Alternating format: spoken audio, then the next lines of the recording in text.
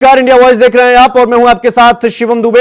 India voice के खास कार्यक्रम छत्तीसगढ़ कौशल्या भूमि में आप सबका स्वागत है। रुक करेंगे खबरों की ओर। खबर की शुरुआत करेंगे एक बड़ी खबर के साथ। आपको बता दें, यह खबर रायपुर से है, जहां कांग्रेस को आयकर विभाग का नोटिस मिला है और इस नोटिस में कांग्रेस को 1823 करोड़ रुपए का नोटिस दिया गया है। नोटिस के विरोध में कांग्रेस प्रदर्शन करेगी और सभी जिलों में जा जाकर विरोध प्रदर्शन किया जाएगा कांग्रेस की तरफ से। तो यह बड़ी खबर हम आपको बता रहे हैं रायपुर से।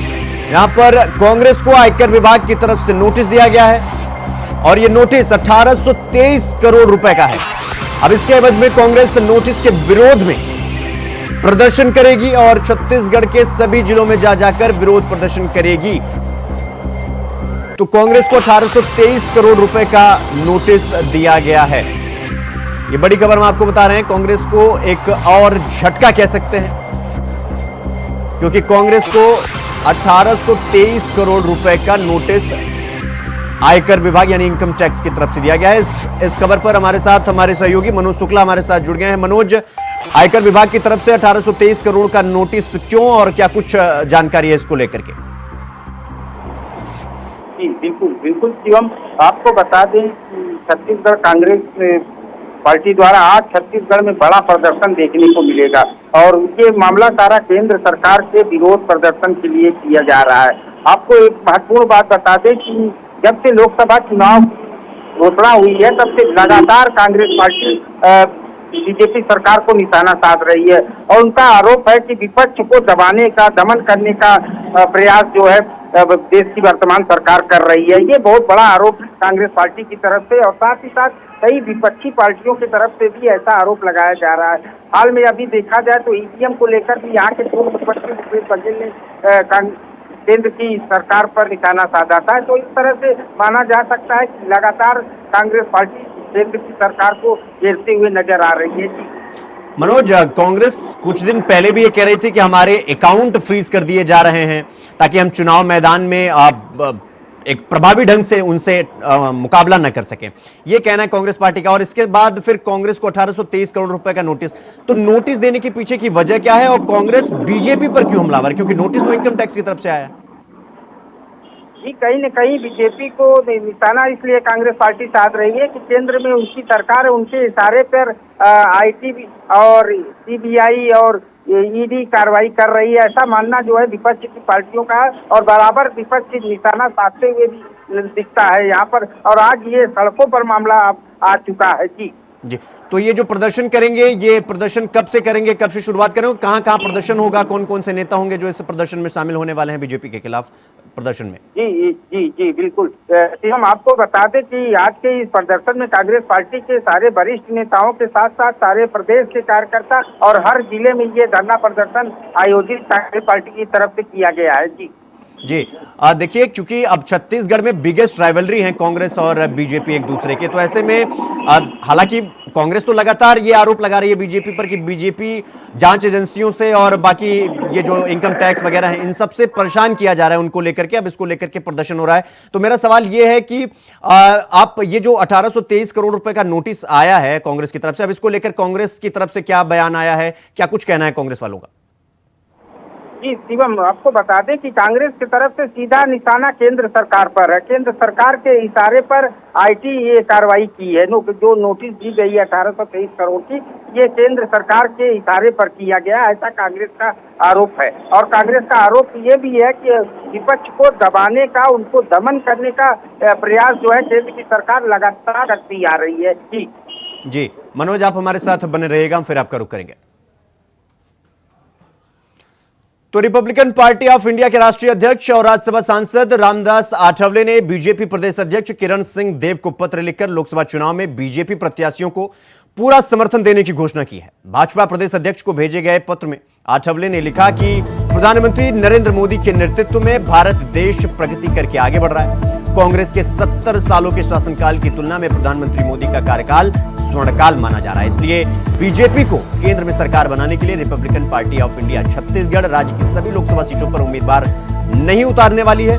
साथ ही यह भी बताया कि पिछले विधानसभा चुनाव में भी छत्तीसगढ़ की सभी 90 विधानसभा जो क्षेत्र में बीजेपी प्रत्याशियों को अपना पूरा समर्थन दिया था आरपीआई ने, यानी रामदास आठवले की पार्टी ने।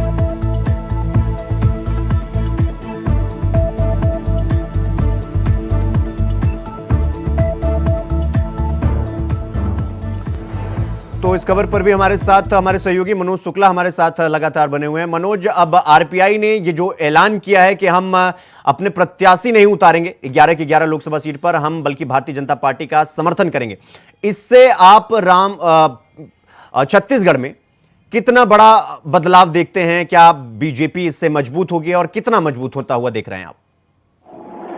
जी जी शिवम, बिल्कुल छत्तीसगढ़ में आरपीआई द्वारा जो इसको अपना समर्थन पत्र सौंपा गया है। आपको बता दें कि कल देर रात प्रदेश प्रभारी अभिषेक वर्मा ने आकर यहाँ के प्रदेश अध्यक्ष बीजेपी के किरण देव सिंह से मुलाकात कर तो अपना समर्थन पत्र उनको सौंपा है। और आपको महत्वपूर्ण बात ये भी बता दें कि विधानसभा चुनाव में भी अठावले ने बीजेपी को समर्थन दिया था और 90 सीटों पर कहीं भी अपना प्रत्याशी नहीं उतारा था।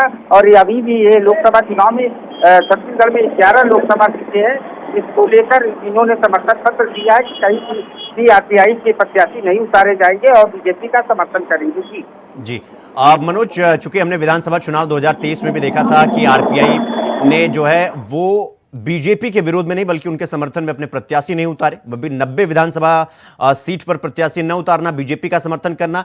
तो अब ये कांग्रेस के लिए और कितना चुनौतीपूर्ण हो जाता है जब आरपीआई अपने प्रत्याशी नहीं उतार रही है, बनस्पत मदद कर रही है बीजेपी की।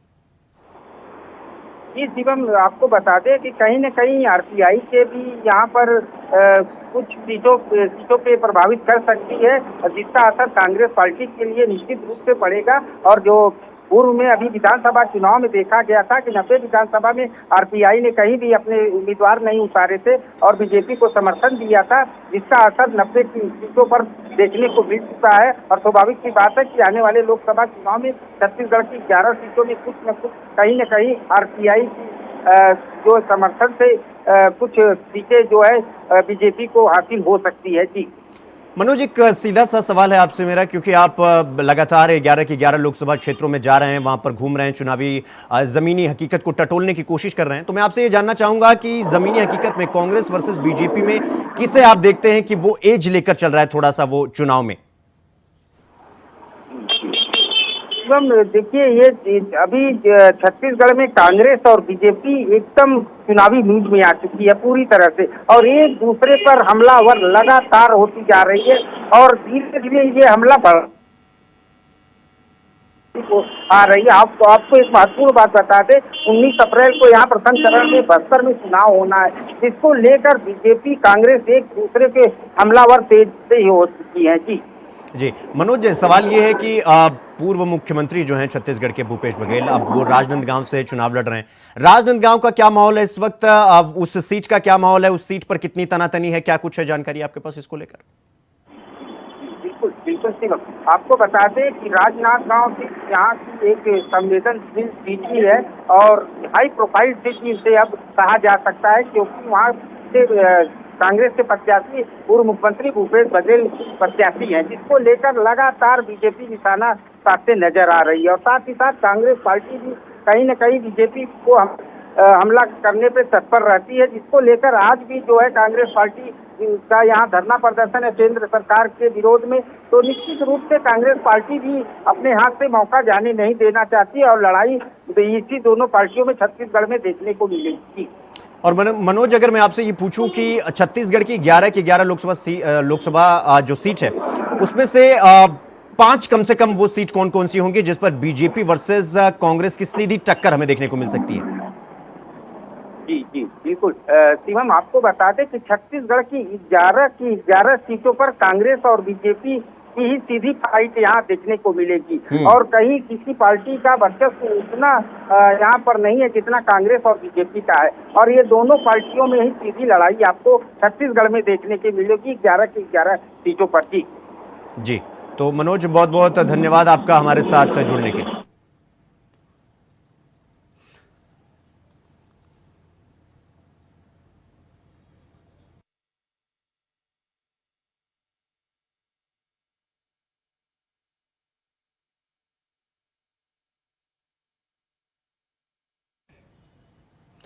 खबरों में आगे बढ़ेंगे। अगली खबर रायपुर से है, जहां बीजेपी ने लोकसभा समन्वयक और सह समन्वयकों की नियुक्ति की है। आपको बता दें कि बीजेपी के प्रदेश अध्यक्ष किरण देव ने चुनाव की तैयारी तेज कर दी है। लोकसभा समन्वयक और सह समन्वयकों की नियुक्ति की गई।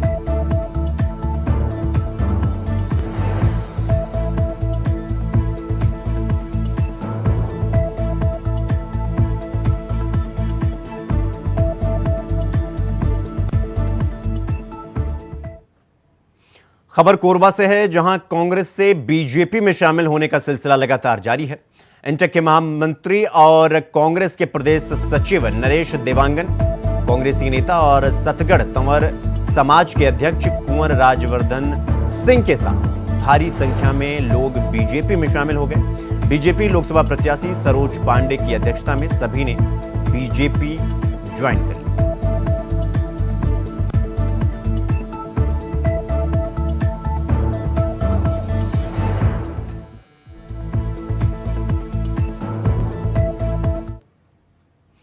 तो वहीं आगामी लोकसभा चुनाव में बीजेपी को जीत दिलाने के लिए पार्टी की सभी मोर्चा ने पूरी ताकत झोंक दी है। बैठकों का दौर जारी है और बीजेपी प्रत्याशी के पक्ष में माहौल बनाने का पूरा प्रयास किया जा रहा है। इसी कड़ी में कोरबा में बीजेपी महिला मोर्चा की प्रदेश अध्यक्ष शालिनी राजपूत पहुंची।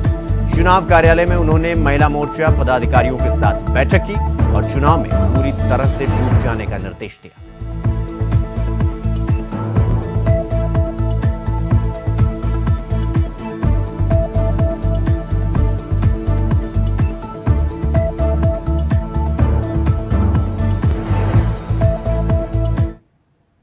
तो वहीं बिलासपुर रेंज के आईजी संजीव शुक्ला इन दिनों कोरबा के दौरे पर हैं। वार्षिक निरीक्षण के तहत कोरबा पहुंचे आईजी को एसपी कार्यालय में गार्ड ऑफ ऑनर दिया गया। इसके बाद आईजी ने पुलिस लाइन में आयोजित परेड का निरीक्षण किया और सलामी ली। इसके बाद उन्होंने जन दरबार लगाया और पुलिस कर्मियों की समस्याओं को सुना।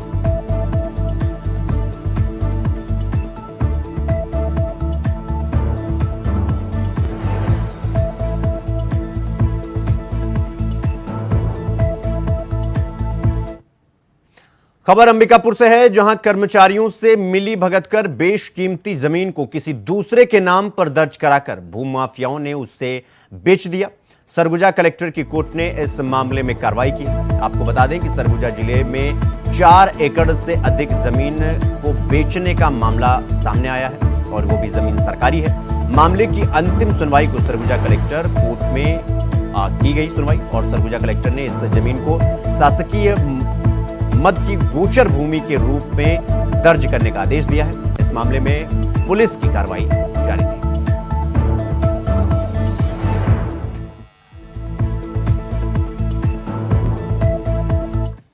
चर्चित भूमि घोटाले के मामले में अपना निर्णय दिया। उन्होंने निर्णय में ये बताया है कि जो जिस तरह से कार्रवाई राजस्व अधिकारियों ने की थी वो कार्रवाई गलत कार्रवाई थी। इस कारण से उस कार्रवाई के बाद खरीदे गए सारे क्रेताओं की रजिस्ट्री शून्य घोषित करी गई। इस मामले में अपन ने एक निवेदन किया अभी जजमेंट के बाद में कि जो इसमें प्रशासनिक अधिकारी थे जिन्होंने इस पट्टा को बनाया और पट्टा बन जाने के बाद जब उसने खरीदी के लिए बेचने के लिए जब उसने अनुमति के लिए आवेदन प्रस्तुत किया तो उस संबंध में भी जांच करके नजुल अधिकारी ने उसको सही पाया और उन्होंने आरआई ने जांच किया, मौके पर जाकर के जमीन नाप करके दिए, तब जाकर के क्रेता लोग एक बड़ा पैसा दे करके उस जमीन को रजिस्ट्री करा। तो रायपुर में भारतीय जनता पार्टी ने प्रेस कॉन्फ्रेंस की। इस दौरान बीजेपी ने कांग्रेस पर जमकर हमला बोला। अनुसूचित जनजाति मोर्चा के प्रदेश अध्यक्ष विकास मरकाम ने मीडिया को संबोधित करते हुए कहा कि कांग्रेस ने झीरम के अपराधियों को प्रत्याशी बनाया हुआ है। कवासी लखमा बस्तर से कांग्रेस के लोकसभा प्रत्याशी हैं। उन्होंने कहा कि मैं बेटे के लिए दुल्हन लाने गया था लेकिन पार्टी ने मुझे ही दूल्हा बना दिया। ये बस्तर की जनता का अपमान है। कवासी लखमा का मानसिक स्थिति खराब हो चुका है।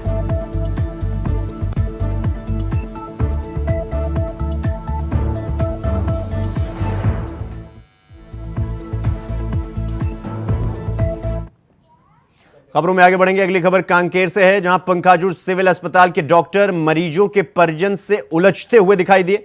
आपको बता दें कि बुखार की दवाई लेने के लिए एक मरीज अस्पताल में पहुंचा हुआ था, जहां डॉक्टरों ने परिजनों से डॉक्टर वहां पर दुर्व्यवहार करते हुए दिखाई दिए। तो डॉक्टर ने मरीज के पिता को अस्पताल से बाहर निकाल दिया। डॉक्टर की बदसलूकी का वीडियो सोशल मीडिया पर वायरल हो रहा है।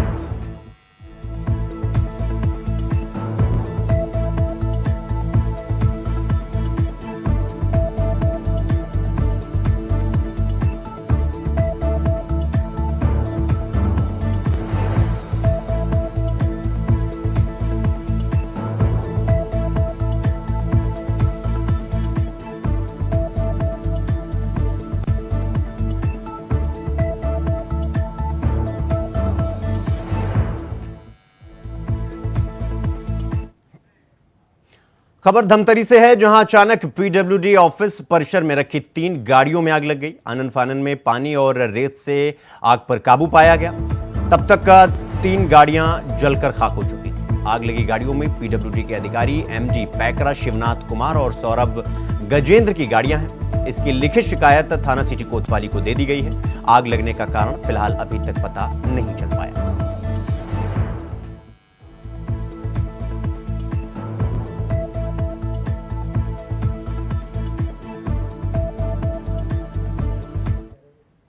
खबर कोरबा से है, जहां जिले में रफ्तार का कहर थमने का नाम नहीं ले रहा है। मुख्य सड़क पर दौड़ने वाली भारी वाहनों के कारण आम जनता के साथ ही मवेशियों की जान भी खतरे में पड़ गई। इसी कड़ी में गोढ़ी राखड़ बांध के पास तेज रफ्तार भारी वाहन ने 6 मवेशियों को कुचल दिया, जिससे उनकी मौके पर ही मौत हो गई। घटना के चलते गौ सेवकों में आक्रोश का माहौल देखा जा रहा है।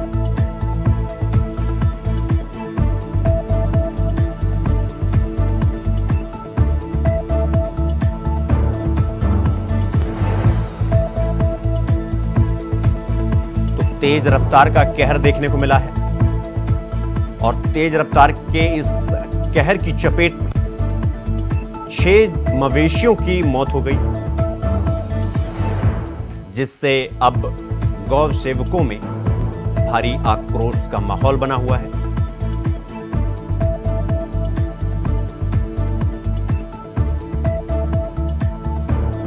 छह मवेशियों की मौत हुई है इस घटना में। तो यह खबर कोरबा से हम आपको बता रहे हैं, जहां पर यह घटना घटी है और तेज रफ्तार गाड़ियों का कहर आप देख सकते हैं किस तरह से।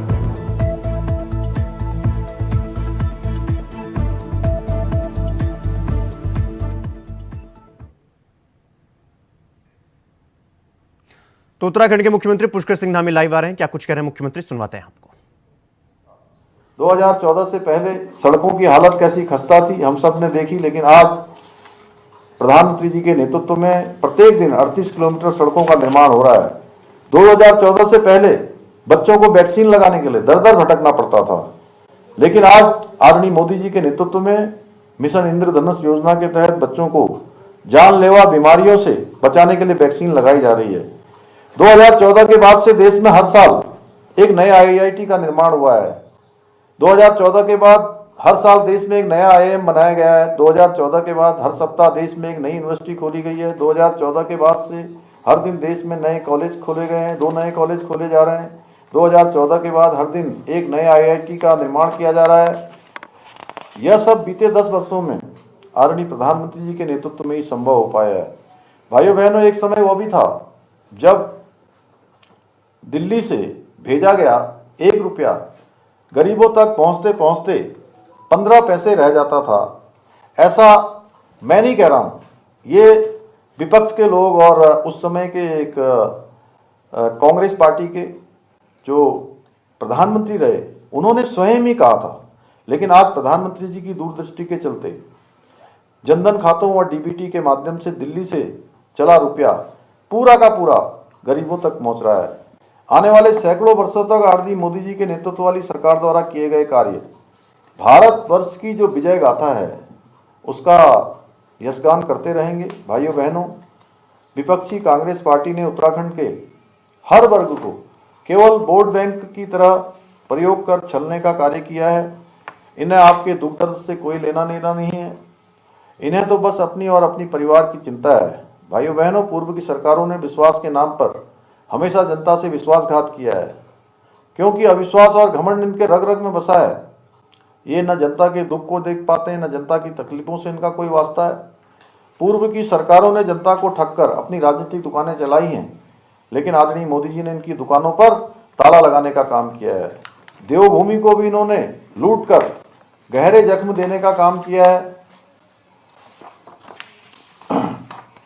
देवभूमि पर इनके द्वारा किए गए हर चोट का इलाज केवल और केवल आपका वोट है। मुझे पूरा विश्वास है आप लोग वोट की चोट करके विपक्षी दलों को इस बार भी बाहर का रास्ता दिखाकर अल्मोड़ा पिथौरागढ़ लोकसभा क्षेत्र समेत पूरे उत्तराखंड में कमल खिलाएंगे। आदरणीय भाइयों बहनों, मोदी जी के नेतृत्व में हमारी डबल इंजन की सरकार एक विजन के आधार पर राज्य के लिए काम कर रही है।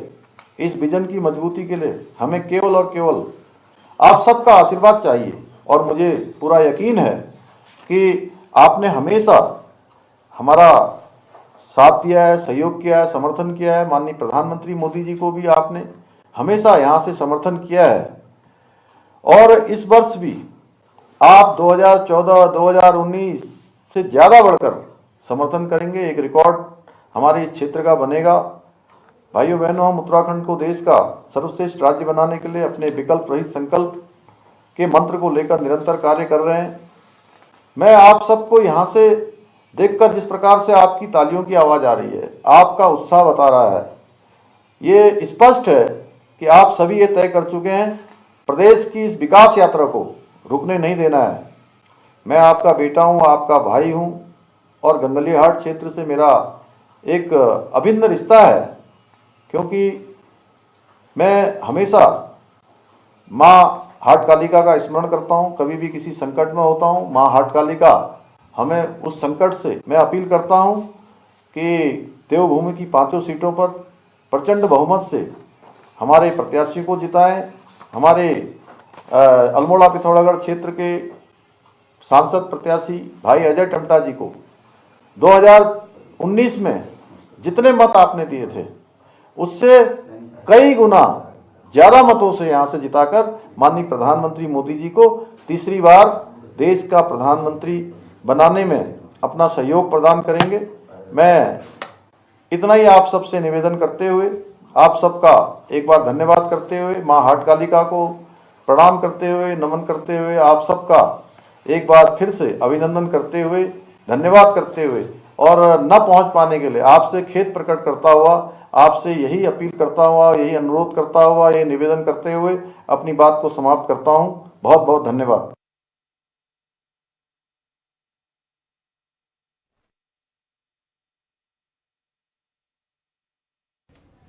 छत्तीसगढ़ कौशल्या भूमि में फिलहाल अभी के लिए बस इतना ही। देश दुनिया की तमाम खबरों को देखने के लिए देखते रहिए इंडिया वॉइस। नमस्कार।